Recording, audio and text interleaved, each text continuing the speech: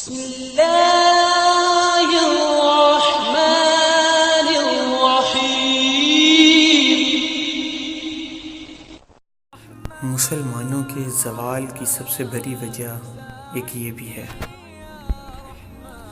اکثر لوگ یہ جاننا چاہتے ہیں کہ ان سے تعلق رکھنے والے شخص، ان سے تعلق رکھنے والے لوگ کس فرقے سے ہیں۔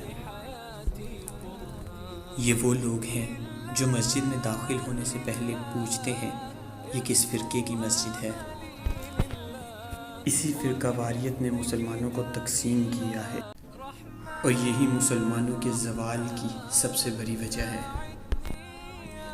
جبکہ اللہ پاک نے قرآن مجید فرقان حمید میں صاف صاف بیان فرما دیا ہے، اللہ کی رسی کو مضبوطی سے پکڑو اور فرقے بازی میں مت پڑو۔